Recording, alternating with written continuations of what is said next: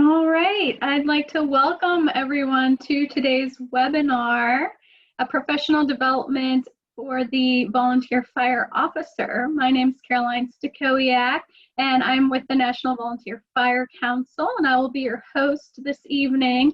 This webinar is part of the NVFC's fall board meeting, so I'd like to welcome any of our board members. Thank you for joining. Just a few quick notes before we get started. This webinar is being recorded and we will have this available on our virtual classroom. I will put that link in the chat box as soon as we're done with the introduction here. We will also have a Q&A session following the presentation, so if you have any questions throughout, feel free to ask those questions through the Q&A box or the chat feature. For anyone joining us for the first time, the National Volunteer Fire Council is the leading nonprofit membership association representing the interests of the volunteer fire, EMS, and rescue services. We serve as the voice of the volunteer in the national arena and provide invaluable resources for our first responders. If you are not a member, you can join us today. It's just $18 a year. Our member benefits include a $10,000 AD&D insurance policy, free online training through our virtual classroom and Target Solutions, a platform for online operational courses, access to the member community volunteer voices, educational discounts to online universities and fire service training, eligibility for special programs such as our Globe Gear giveaway and educational scholarship, and our webinars, which are free for both members and non-members. Learn more and join at nvfc.org/join. And now I will introduce our speaker for this evening, Mr. Tom Merrill. Tom is a 37-year fire department veteran and serves with the Snyder Fire Department in Amherst, New York. He served 26 years as a department officer, including 15 years in the chief officer rank. He was chief of department from 2007 to 2012 and currently serves as a fire commissioner for the Snyder Fire District. Tom also hosts a regular podcast sponsored by Fire Engineering titled The Professional Volunteer Fire Department, and he is employed as a fire dispatcher for the town of Amherst Fire Alarm Office. All right, Tom, I'll stop sharing my screen and allow you to share yours, and we'll get started. Well, thank you very much. It's great to be here. Great to be with everybody. Thanks for joining in. And I really want to thank the National Volunteer Fire Council. And for any of you who maybe aren't members of the Fire Council, please consider it, because that $18 gets you a lot of resources and a lot of great help.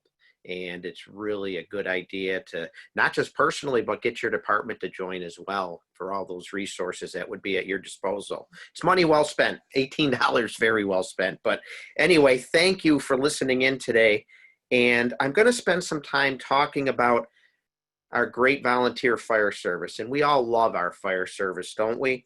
We got some things we want to talk about tonight, specifically when it comes to what I like to call professional development for our volunteer firefighters, our fire officers, and leaders in our organizations. So as I went through the ranks back in my hometown volunteer department, there really wasn't much offered to me to help me assimilate into the ranks when I became an officer, or even a firefighter for that matter. Nothing really prepared me for any of my new responsibilities. And I served both on the line officer side and the administrative side. 26 years on the line, from lieutenant right through to chief of department. And on the administrative side, I spent several years as our department secretary. And currently I serve as a fire commissioner in my fire district. And every step of the way on this long journey, there really wasn't any formal training to help me get started. Yeah, my fellow brothers and sisters certainly would chime in here and there, but for the most part, it was a lot of on-the-job training. It was simply, okay, new lieutenant, start taking care of engine 3. Or as the new secretary, I was simply expected to know how to do all the secretary jobs. Even as a commissioner now, I'm assigned certain jobs and have some areas of responsibility that really come with no direction manual at all. And if I didn't strive to get better, if I didn't try to figure things out or put some hard work in to figure these things out that I had to know to be successful, not only would I be destined for failure, but I'd really be letting my department down too. And I realized that it was going to take a lot of work, some self-motivating, because nobody was really going to be able to do it for me. So as I went through the ranks, and even still today, actually, what I like to do is jot down some notes and other pieces of information that I picked up and learned along the way to help me grow and develop as a firefighter, a fire officer, and now even as a fire commissioner. And that's what I want to cover with you today, are some of these pieces of trinkets, I call them, of information. Because even when I was chief, I found I would still pick up lots of information. You really never do stop learning. And as a chief, I found, and the impetus for this presentation was, I found I could pass on some of these trinkets of information to my officers and help them really overcome maybe some of the challenges they were facing.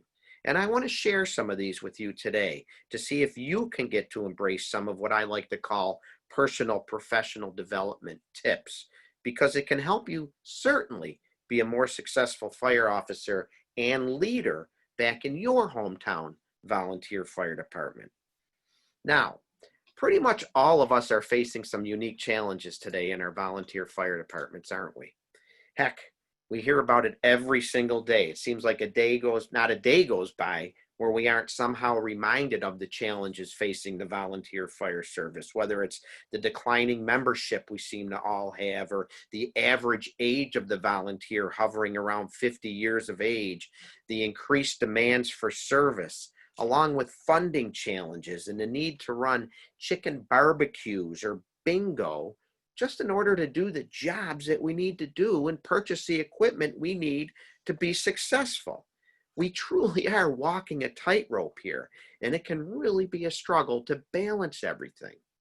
The volunteer fire service today is facing challenges that in some cases are truly unprecedented. Heck, a year ago, nobody could have ever predicted this pandemic that we would be facing, right? And yet here we are, our volunteer fire service right there in the middle of it on the front lines, because that's what we do, isn't it? And now, along with this and all these challenges, come reports and studies that indicate and highlight that officer development and leadership development is sorely lacking in the volunteer fire service, and it's greatly needed. Officer and leadership development, very closely aligned, but slightly different. And the reports discuss the need to develop strong officers on both sides of the aisle too. Operationally, for sure, but the often forgotten about, the often not talked about administrative side as well. Hence the collar insignia you see there representing the line and the administrative side.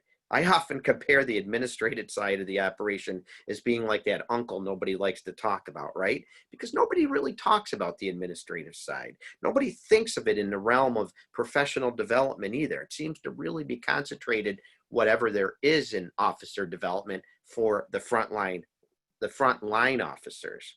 Think about it. Have you ever tried to fill the treasurer's position in your firehouse? Or maybe you have filled it, but then you get vendors calling, wondering why they're not being paid. So all of our officers need to be given the tools they're going to need to succeed as they settle into the ranks, and that'll help them properly prepare for the jobs they're going to be doing. While at the same time, hopefully, we can give them some skills to also develop into strong and impactful leaders in their organization. But all leaders do not have to come from the officer ranks, and true leadership is certainly not defined by any collar insignia. So we're going to be talking about some universal leadership traits as well that all of our members, wherever you are in your fire service journey, can embrace. Because any one of you, any member, regardless of rank or even tenure, can become a respected leader in their volunteer firehouse. Any one of you listening right now can rise up and lead. And as we have been reminded, our volunteer fire service needs and is craving good, solid leadership. And what I found is this topic is overlooked in a lot of organizations. There's a lot of tangible and intangible things that can help develop officers and leaders, but first and foremost is the need for our officers and leaders to recognize just how important it is for them to personally work hard to try and develop the skills and actually put those skills in action, skills that can really help them to be more successful. And I'm not going to sugarcoat it either, people. It does take work. It takes a focused, concentrated effort every single day, and it never ends. You know, we certainly expect our members to work hard and develop into competent and functional firefighters, don't we? Or support members, correct? Whatever role our members play, we want them to contribute and do what is necessary for our departments to achieve success. We want them on the training ground. We want them working hard to get better. We want them serving in their office doing the jobs required. And we may even get angry when we're not there participating and working to get better. Well, just the same, if you're an officer or you want to be an officer, or maybe you want to be acknowledged and respected as a leader in your department, well, then you have to recognize you really can't achieve success either by simply listening to a podcast or a 1-hour webinar. They certainly can help, and it's great that you're listening in here today, but it takes constant training, and it takes a real commitment and a drive from within, and it must be worked at just about every single day. I swear a lot of us must think a genie just appears and simply waves the magic wand and boom, you are now a great officer, or boom, you are now a fantastic leader in your organization. But it really doesn't work that way, and it doesn't come naturally to everybody. But that's okay, because there's things you can do to help earn the trust and confidence of your fellow members. And you can do these things even ahead of time, before stepping foot into the office. There are things you should do and can do that will help you achieve great success and develop as an officer and leader in your hometown volunteer fire department. And you start by understanding and accepting the fact that as an officer and a department leader, you make an impact. Officers and leaders in any organization truly set the overall tone. They do it by what they say, what they do, by what they don't do, what they tolerate, how they act, how they look, how they address and treat other people, and that directly impacts members' attitude and work ethic, as well as the overall morale and camaraderie and spirit of brotherhood and sisterhood within the organization. Think about organizations you've been involved with, perhaps a job. Think of some good bosses you've had. Now think of some bad bosses and the impact they had on you, both of them, the impact they had on you and the organization. There are lessons to learn from both, that's for sure. Put those lessons in your vault and learn to develop into the officer and leader that you would want to work for. You know, I don't think it's any secret that retention is another one of the big challenges in our volunteer fire service. Getting members to join is one thing, but keeping them is a whole other side of the coin, isn't it? It's such a challenge, but make no mistake about it, officers and leaders play a huge role here. Bad leadership or mean-spirited officers, that can certainly lead to an uninspired workforce, attrition, nasty attitudes, and even unprofessional behavior. And while we might not be able to stop members leaving due to job demands or relocations or family responsibilities, we certainly do not want our members leaving because of poor leadership or dysfunctional officers. So it's important to understand that our organizations are looking to the officer ranks to provide that leadership necessary to take care of the membership. Yes, safely at emergency scenes for sure, but also to take care of them in the firehouse too, by providing leadership that is based on fairness and respect for all members, to make sure the equipment is in working order, by staying on top of the latest ways of doing things, by properly training them, by paying the bills and compiling department minutes and doing proper record keeping and following all the legal mandates and practices while doing it. Folks, understand that officers and leaders doing their jobs adequately allows the department to not only survive, but to thrive and progress into the future. And this is critical for the long-term success of any organization.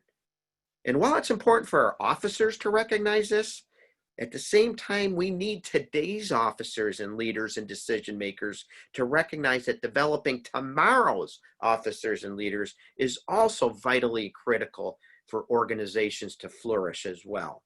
So it's imperative that our current department leaders stand ready to help today's members by supporting educational opportunities that can help them develop into better officers and leaders within their department.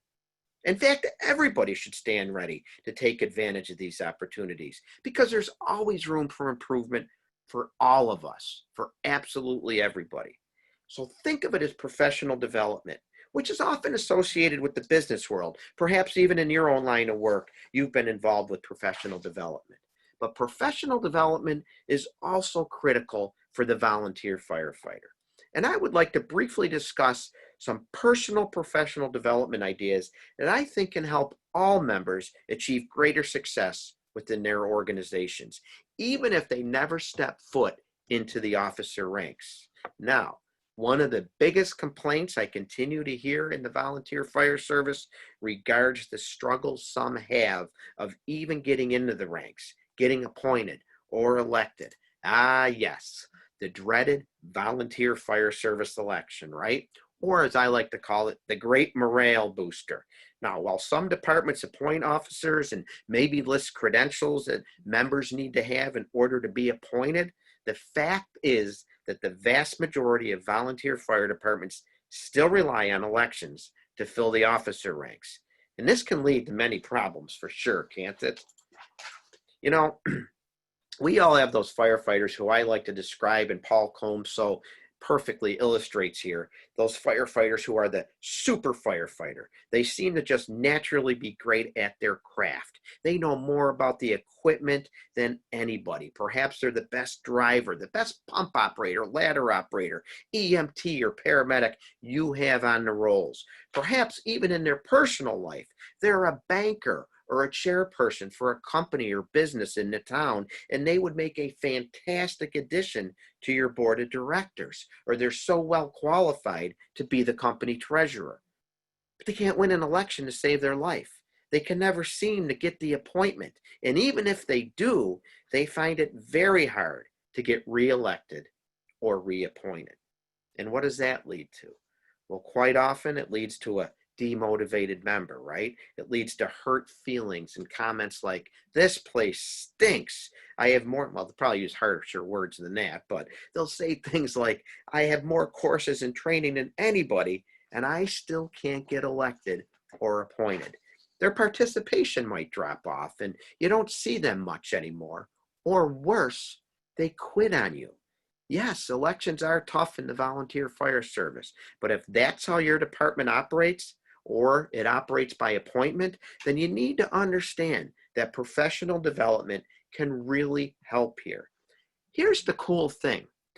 Some professional development can really help provide you with some lifelong lessons that you can apply everywhere, anywhere you go, because you got to understand you're going to be dealing with people and issues in petty politics wherever you go in your personal life's journey. Heck, my wife was the PTA president. Enough said. In the volunteer firehouse, you're certainly going to be dealing with people of all ages, all backgrounds, all different personalities, and all different thought processes. No? And identifying things that you can do to learn how to better work with people and achieve the success that you want with whatever personal goal, project, or mission you embark on, the better off you're going to be in the game of life. It may be a promotion you're going for at work. It may be working on a project with a coworker, and it may be running that PTA meeting. But make no mistake about it, experiences gained and applied in the volunteer firehouse will carry with you throughout your life if you allow them to. These are lifelong lessons that will carry with you beyond the volunteer firehouse walls. So for the disgruntled member who maybe can't win that election or get that appointment, or maybe for some members who haven't tried yet, who someday desire to be an officer, please understand, professional development will help you prepare for that officer's position and also help you earn a good reputation and gain the trust and gain the confidence from your fellow members in your ability to serve them. Understand that the confidence your members have in you is someone that they're going to trust and follow. It doesn't start when the tones drop or the gavel hits the table either. And it certainly doesn't start the minute you step into the office. It starts well before that. There's no on-off switch to throw on when you're appointed or elected to suddenly turn your credibility on. Build your credibility ahead of time to showcase that you would make a good officer, worthy of that appointment or that election. Do it ahead of time so you don't have to promise people you're going to throw that switch on the day you step into office. Build your resume and start now. Remember, well before anybody casts a vote for you or a board considers appointing you to an officer's position, they're going to look at that resume you've built. No, I'm not talking about that formal typed out resume, but the informal resume. You know what that's called? Your reputation. Remember, your natural talent and competence is never enough to achieve the good reputation that you need as an officer, that you want as an officer. Understand that your actions and choices truly show who you are more than your abilities. It's hard for some people to embrace that, but it's so true. Remember this, your actions sell your brand. So set a high standard for yourself. Do more and say less and start building your reputation as a contributor. And there's a lot of ways to do this in the volunteer fire service. First off, and I'm going to be quite blunt here, don't be lazy. Laziness breeds doubt. Don't give people the opportunity to cast doubts upon you. And bring something to the table in your department as you build your resume. What do I mean by that? Take on a project, plan an event, serve on a committee, and pay attention to the details. And also stick with it, even with distractions or stumbling blocks, and maybe even some opposition. Don't be a one and done. You know, you ran the fund drive one year and you realized it's a lot of work, so you bail out on it the following year. Someone else can do it. I already did it. No, be known for something in the firehouse. Recognize when something needs to be done and step forward and do it. Be a doer. When you are recognized as a contributor and when you competently complete tasks and projects in a calm and highly organized manner, you're showcasing your future leadership potential and capabilities as a company officer. Those casting the vote or in the boardroom, maybe throwing their ballot behind you, they're going to consider how hard you work to make yourself a better member of your department. And even if you're not serving on the operations side of things, they're going to consider how hard you're working to understand the culture, the makeup, and general organization of your department. And while you're doing it, do it positively. Be a positive person. I know we all love to complain in the fire service, right? There's a saying, firefighters hate two things, change and the way things are. Be positive. Nobody likes to hear their officers and leaders doing it. So try not to develop that habit. And as you're developing as a firefighter, remember it is vitally important to support those great customs and those long-standing traditions that your department has and offer to respect all of your fellow members, especially your senior members. Learn to appreciate them and the contributions they made over the years to help bring your department where it is today. So remember, as you build your resume, to treat people with respect and genuinely be a good person. Now, I know nobody likes to think of himself or herself as the department jerk, but good officers and leaders learn to really be honest with themselves with how they're treating others, and they realize today there is no room for bigotry, biases, and prejudices in our firehouses. Folks, the volunteer fire service today needs to be a diversified and inclusive agency that's open to all members of our communities and dedicated and focused on the respect and the protection and the well-being of everybody. Personal biases cannot be allowed to interfere with the mission of our great fire service or the treatment of our brother and sister firefighters or the public. And officers and leaders must be on board with that. When you decide to become an officer, you support that. When you join your volunteer fire department, you support that. That's what our culture is all about. And when you decide to be an officer, do it for the right reasons. Work to honor that title you're going to carry and put the work into making yourself a successful officer. Sometimes you receive opposition. Work through it and move your department forward to a successful operation that it can be. And do it for the right reasons, because too many join the officer ranks to embrace the perks, but they're not willing to pay the price in terms of this personal professional development, as well as competently and consistently doing those jobs that are required. Don't do it for the chief's car, that helmet, or the convention trip. Don't do it out of spite for someone else. Do it because you have a strong desire to help your organization out, to keep its good reputation and move your agency forward. And remember, it's about them, those you are responsible to, your department, your firefighters, and your citizens. It is never about you. Being an officer and a leader is about genuine, selfless service. It's not about being self-serving. And here's some strong advice I used to give anybody, and still do, when they come up to me and tell me they're considering running for office. If you don't like people, don't become an officer, or don't even think of yourself as a department leader. Because again, you're going to be interacting with a lot of people and a lot of personalities inside the firehouse and outside the firehouse.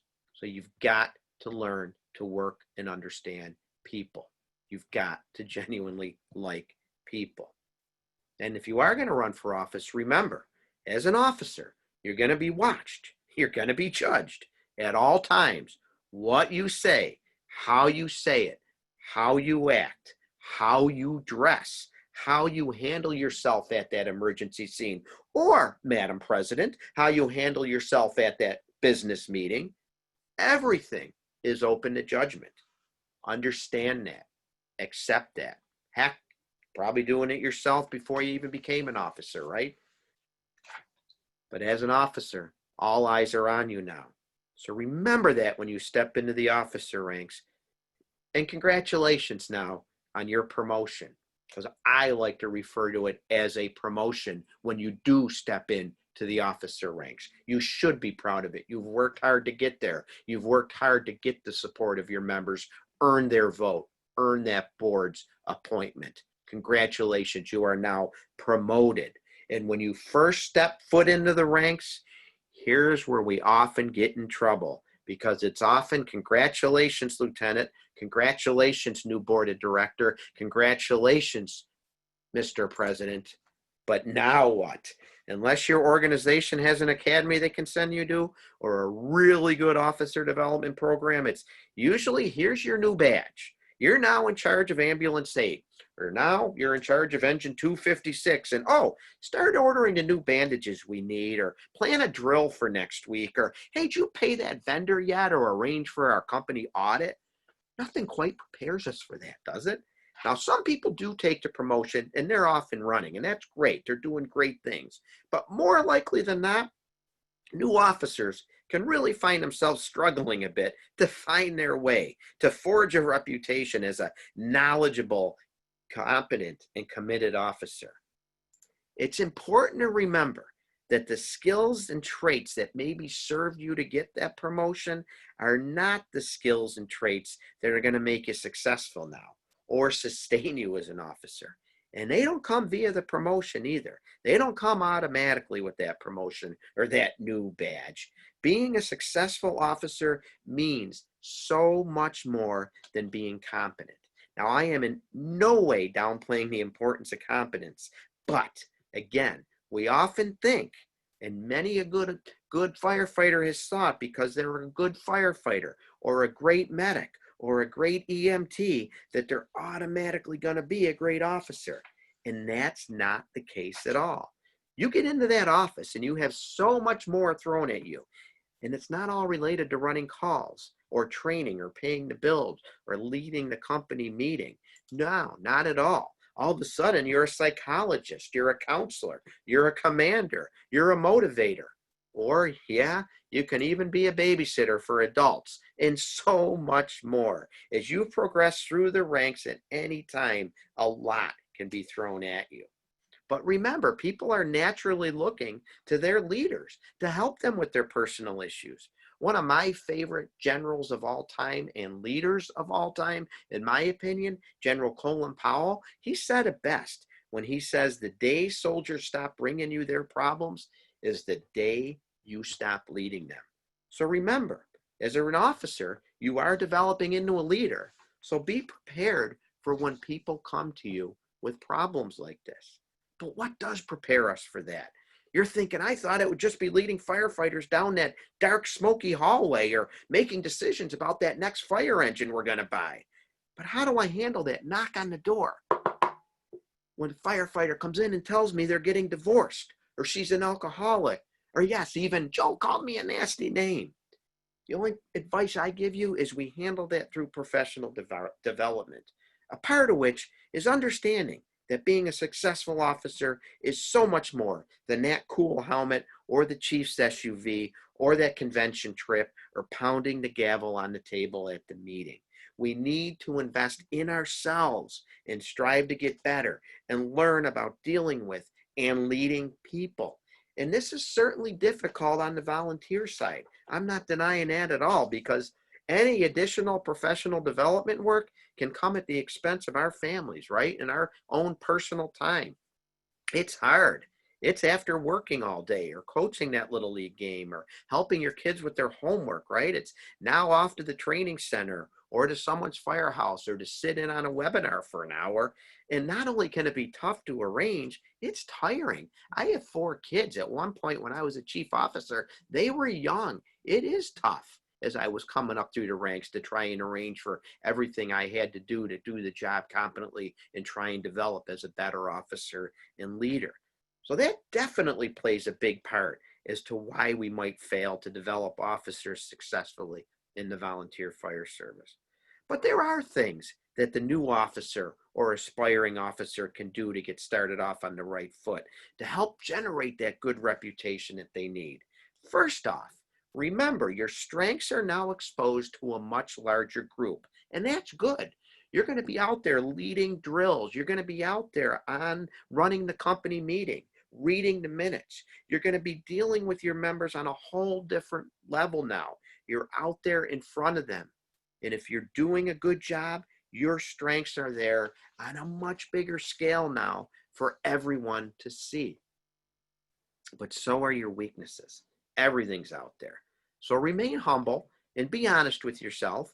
Work to get better each and every day and strive to earn the respect of your members. Now, you might think you have the title and that gives you a rank, and rank does automatically come with a certain degree of respect, as it should.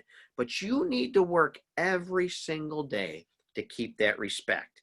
You can't ever fall back on that collar tug or the badge pointing as a way to try and get that respect, because that tactic will result in utter failure. And if you resort to that, then you can't be surprised when you have an uninspired and demotivated volunteer staff. And as I've been saying, we want our officers to develop into leaders, right? What do leaders need? They need followers. They will follow you if they respect you. So earn that respect. And there's a number of ways to do that. And I want to discuss just 1 or 2 right now, time we have left. When you pin that officer's badge on, No matter what, keep in mind that that badge comes with some responsibility. Actually, a lot of responsibility. I heard a very good quote once. It says, success on any major scale requires you to accept responsibility. The one quality that all successful people have is their ability to accept responsibility.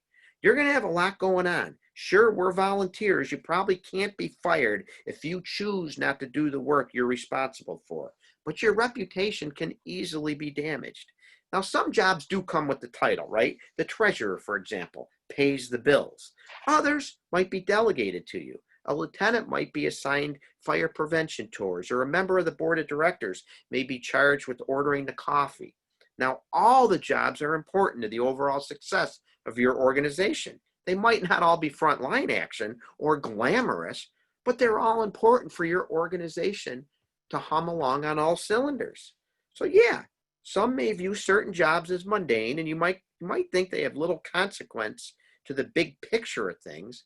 But again, as my favorite general said, General Powell, if you're going to achieve excellence in big things, you develop the habit in little matters. So start paying attention to any of the little jobs you're responsible for and do them competently. Folks, our profession demands excellence, and excellence is nothing more than a consistent string of small actions done properly. And that applies the same for whether you're leading a crew down maybe a dark, smoke-filled hallway, as it does to the weekly SCBA checks, or compiling monthly meeting minutes, or logging hose testing records. Herein lies the great thing, folks. You can do these little things in all these jobs far more often in most cases than at the big fire or commanding the emergency scene. Again, I am not downplaying at all the importance of knowing what you're doing at that fire or on the emergency scene, but these little jobs that maybe aren't viewed as very important or glamorous are actually very important for the protection of the members, keeping them safe, and taking care of our fire departments. And most of these little jobs need to be done so often and regularly that you get a chance to consistently be out in front of the membership, showing your competence in your commitment and dedication to the department. And that serves as a great way to begin developing into a respected leader in your department. Because again, remember, we're looking for our officers to develop into the strong leaders, and professional development applies equally to officer development as well as leadership development. And let's take just a couple minutes now to talk about leadership development and how personal professional development can help out here. Now, too often, the officer's going to think because they have that rank, they've earned the subtitle leader. And that's not the case at all. First off, rank might come with that impressive title, right? Chief, right? Commissioner, right? President. And rank comes with a certain degree of authority. But true leadership is not about titles. It's not about ranks. It's not about authority. It's about people and forming a team to accomplish the mission. True leadership is what makes things happen over and over again. Leadership builds a strong culture. It defines the mission.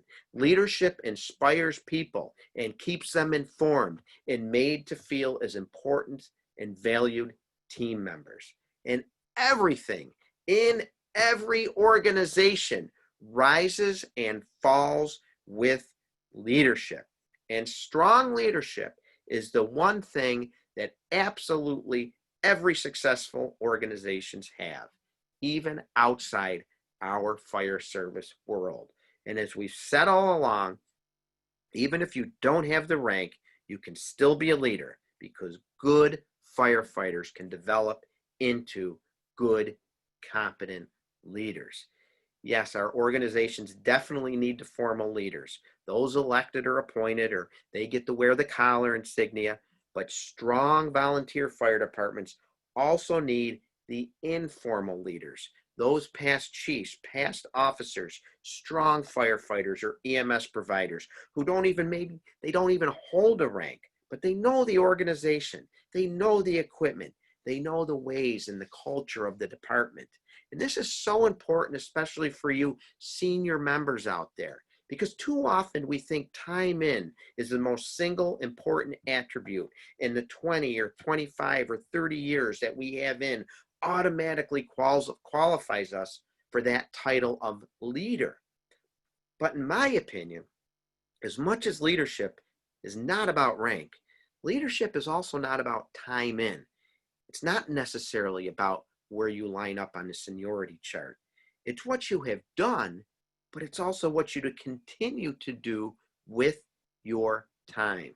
Maybe you are a past chief or a past president or that 25-year member, and what you did is so important, and you should be commended for that. But you can't rest on your laurels. Even if you're not a frontline firefighter anymore, there's things you can and must do to continue to be looked at as a department leader. You might not be chief anymore. You're not running that department meeting or writing department checks anymore. You're not doing the truck checks anymore.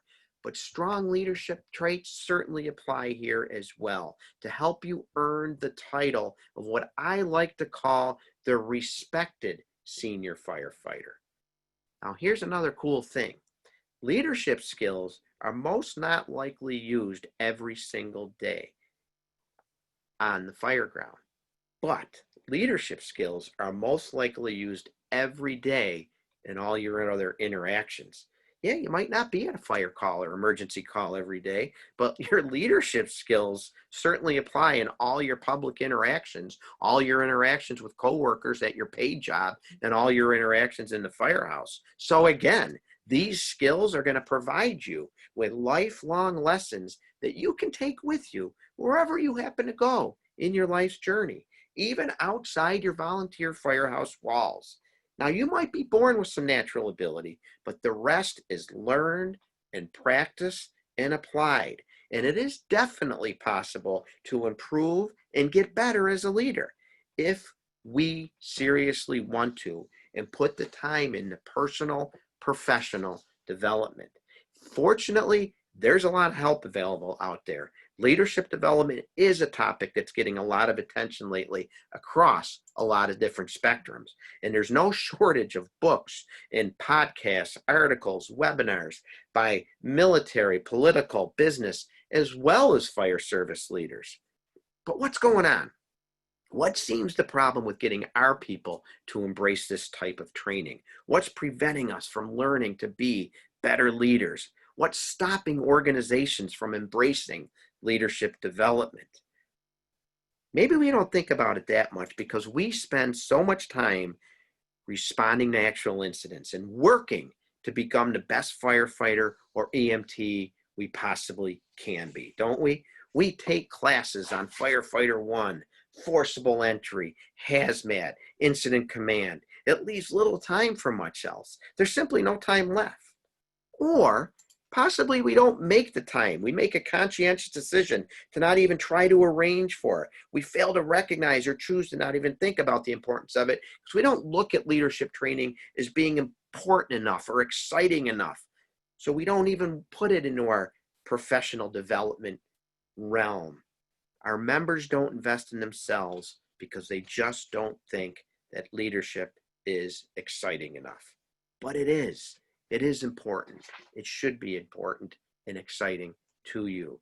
Remember, we don't think of leadership as being exciting or important until we try to get people to do things in our volunteer world, to work with others on a project, to go to work details, to go to that community event, to go to that emergency call. Do you ever stop to think just how much money, energy, effort, and resources we do throw into fighting fires? And honestly, where do we fight more fires? On the fire ground or in the firehouse? And so often, it's the littlest, stupidest, most nitpicky thing that can bog an organization down, isn't it? I bet you can think of something right now that's going on in your own firehouse. I call it wasted energy, though. And as true professionals committed to our craft, we have to realize the importance of professional development and its impact on us as a true leader that can help us overcome this wasted development. professional development that we can all embrace, any firefighter, regardless of size, regardless of the number of runs, number of members, the age of the equipment. But the good news is it's never too late to start working on your leadership skills. You can always get better. Even the best have stumbled from time to time. You get to do it your own way, because you know what? There's no formula. It's not like friction loss or administering epi for achieving leadership success. And what works for one might not work very well for someone else. And there's certainly some universal traits that apply, but you get to do it your way. What's the bottom line? The bottom line is results. And there's two types of leaders, effective and ineffective. That's it. The business of leadership is a results-driven business. So the first thing you need to do, no matter where you are in your fire service journey, is look in the mirror and do a little self-reflection and learn to get out of your own way. Because the toughest person is often ourselves. So look in the mirror and be honest with yourself. Where can you get better? If you're not getting the results you want, people maybe aren't respecting you like you think they should, or you're exhausted from seemingly endless conflict, before lashing out and blaming others, look at yourself. Blaming others is always the easy way out. But are you clearly communicating expectations? Are you being honest and trustworthy and treating people fairly? Are you getting to know your people? Give yourself a good size up and answer those questions honestly. You know, in the fire service, we're so good at sizing things up. There's classes devoted to size up, right? We size up fires. We size up motor vehicle accidents. We certainly size up other people, right? We often find it hard to be honest with ourselves and admit what we don't know or how we can be a better firefighter or a better officer or a better EMT or medic. Folks, the best way to improve the team sometimes is to improve ourselves first. Now, that does require us to be humble. We need to accept the fact we don't know everything. Also means we need to strive to learn to understand how we can improve and be a better officer, how we can be a better leader. Now, that requires us to have some humility. We need to learn to ditch the ego. And this is sometimes the hardest thing for any leader to do. But an overinflated ego can definitely stand in the way between success and failure of those you lead, with those that you lead. Ego will kill any natural talent that you have. And you can take that to the bank. And I like to say that again. Ego will kill any natural talent that you have, and you can take that to the bank. It takes time. It's going to take effort. It's going to take some sweat and some tears to be a successful leader. It is a never-ending campaign. But the successful leader should worry more about building relationships than exercising authority. Try it. You'll like it. Commit yourself to embarking on a personal professional development campaign and learn to ditch the ego and work with your team. Make yourself the best possible support member you can be, the best possible fire officer you can be, the leader that you would want to follow, because ultimately your department will be better off and benefit from your professional development. And remember, no one's going to do it for you. You know, we live in an instant society today, don't we? And there are those who fail to realize that this does take time to develop. There's no microwave leadership. You can't nuke it. It's more of like crockpot leadership. It takes time, but it pays off, and the results are, pardon this, oh, so good.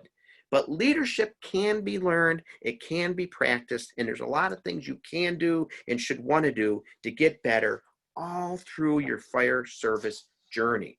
And as I said, I've been learning every step of the way in my journey, from firefighter to administrative officer to line officer to chief of department, and even now as a fire commissioner. And I've made my share of mistakes. I've had failures. I've had to get back on my feet, rebuild relationships, and learn to lead many different people with many different personalities, thought processes, and learning curves. I continue to put myself through personal professional development and read and listen to podcasts and watch webinars, all in an effort to make myself better as a volunteer fire department member. And it's not a one and done where you get to read one book or watch one webinar or listen to one podcast and you're going to instantly be your department's next successful leader. I heard someone say once, you know, you don't become a boxer by watching a Rocky movie, do you? No, it takes training, actually a lot of training, and even some failures. But just like boxing, developing into a strong company officer and a department leader takes a concentrated effort. Pretty much every single day, it must truly become a part of who you are. And in most cases, you can't control who's coming through the door to your volunteer firehouse, right? You can't control who's coming to volunteer their time. And you know that those coming through our organization's doors are coming from all different backgrounds, all diverse personalities. They all have different learning curves, right? They're not all going to be on the A team, and some aren't even going to qualify for your C team. But remember, nobody is successful without the help of others. Nobody is successful without their team. Successful leaders don't get the company they want. They get the company they build. I think it's no secret, right? In the volunteer fire service, you can't fire, you need to inspire. Leadership in the volunteer fire service is building relationships and motivating people. You have to get people to want to be at the firehouse. They need to want to go to that call, to help at that work detail, to participate in that community event. Heck, you even got to motivate them to want to be an officer in some cases, right? And you want them to uphold the professional and competent and compassionate culture that you as a leader have accepted and maintained. And you want to help them pass it on to the next generation coming through your department doors. No, you can't control who's coming through your door to volunteer, but you can control, personally, you can control how you lead them. Becoming a valued senior member, a successful officer, and a respected leader is not achieved through any inoculation. My friends, to achieve success, you must recognize that it truly is a campaign, a daily test, and yes, in some cases, a struggle that you personally have to work at every single day. Now, you can choose to do nothing. After all, you are a volunteer and you have a lot of other things going on. And maybe you're comfortable being a firefighter or EMS provider or scene support member, and that's great. But personal professional development can still help you with everything expected of you. And if you do choose to be an officer, yes, you too can choose to do nothing and simply wear your officer collar insignia and go through the motions and not work to get better and fulfill your responsibilities as an officer or department leader and not take care of that department you serve. But don't you want to earn a reputation as a respected and knowledgeable firefighter or officer or senior member? And as a member driven and motivated and committed to the overall success of your department, the overall success of your fellow members, and to your own personal success as well? I think you do, because you're watching this and you've taken an hour of your time to listen to me pass on a few of my thoughts. We make ourselves better in everything we do through a continuous personal professional development program that we embark on and embrace throughout our fire service career every step of the way. For that will definitely help you achieve greater success as a firefighter, as an officer, and as a leader in your hometown volunteer fire department. And I'd really like to thank the National Volunteer Fire Council for the opportunity to spend some time with you here today, talking about just a few of my ideas that I've jotted down and used over the years. And it can really help with our personal professional development in our volunteer firehouses. Remember, it's up to you to personally do it. Thank you for listening in today. All right, thank you so much, Tom. So we have a few minutes for questions, and we have gotten a few. So we'll answer as many as we can. The first question we had was, how do you get buy-in into the changes you're trying to make as a new member or officer? Very good question. It does come up quite a bit. My advice is start slow and small. You can't change Rome overnight, right? Rome wasn't built in a day. I used to try to get buy-in with some fellow officers. Usually that's where you can get your support to start, as a good base of other officers to see if they like and support your idea. Then I would also go to some senior members, and I'm one now with 37 going on 38 years. It's hard sometimes to accept change, but we respect the officer that brings that change to us to talk about it ahead of time and not say this is what we're going to do, but this is what we want to do. Here's why. And at the same time, offer respect for whatever you're replacing or wanting to change the way it was done, because you don't want to offend anyone. Someone put some work and effort into doing whatever it is you're working to change. So build your support from within with your group of officers. Then go to some senior members to get their buy-in. And then when you bring it to whoever you have to bring it to, whether it's the chief or a board or whoever, you do it respectfully, acknowledge how things were done, don't throw how things were done under the bus, and explain this is why you want to do it. It does take time, and don't try to change too many things at once. Start small and concentrate on a couple things that are important to you and take it from there. Great, Great thank question. you. Great points. Someone also asked about how to deal with the good old boy environment. Would you suggest a similar theory or strategy for that? Yeah, I think it's something we all face in the volunteer fire service. The good old boy and now good old girl club certainly can be a problem. Well, first of all, I hope you have some strong requirements. And if there should be something that's required of these members to keep them on the active roles. Life membership is huge and important, but there should still be some requirements that they're keeping involved and participating. The only thing, again, I could say is, and I've dealt with this, is you get support from like-minded people, whoever thinks like you. And if they don't want to train and they don't want to participate in the activities you're doing, get some people that do share your passion for it and get out on the training ground, go to those community events, whatever it is that you want to do, have fun doing it. The newer people joining will see that, they'll pick up on that passion, and hopefully some of those good old boys and girls will just kind of fade away. Don't let them get to you. You do what you're passionate about, and that's training and serving the public, going to those community events. And if they don't want to participate and they want to sit back and criticize, let them do it, but you pick your people to go with you and go have fun and do it. Thank you.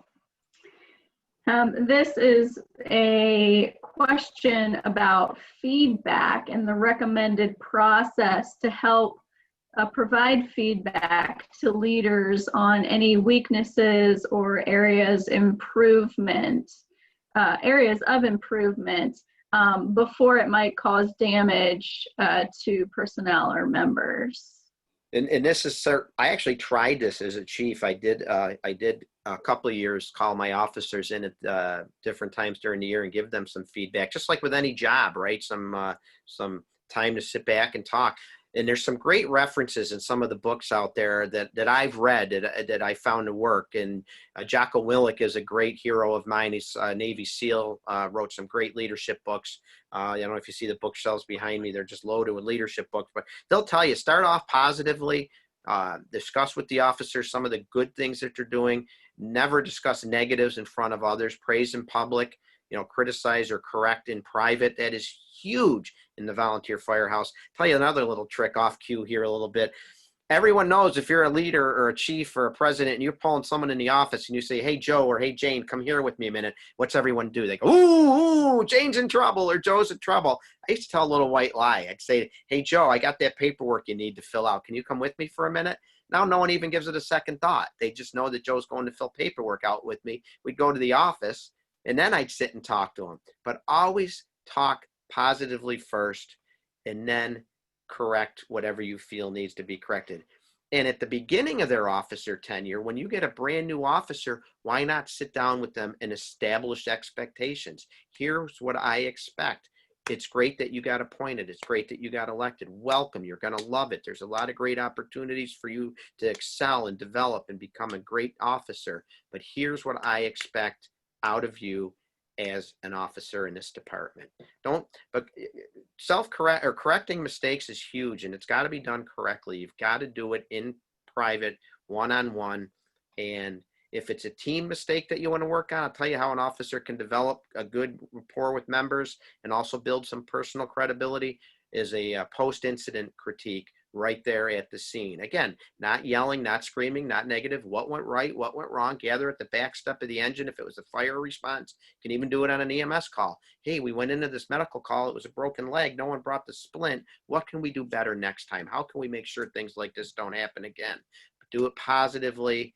And because if you complain and yell and scream, they might not go to the next call. And in our volunteer fire service, we need people to go to the calls and want to go to the calls. Great points. Thank you. It is 7 o'clock. We'll take one more question just because we have so many, but if you need to sign off, we understand. Thank you for joining us. The last question, Tom, what do you use to identify emerging potential leaders to help with succession planning? You know, succession planning is huge. It's a whole presentation on its own, and we're trying to take steps in my own department to prepare for that.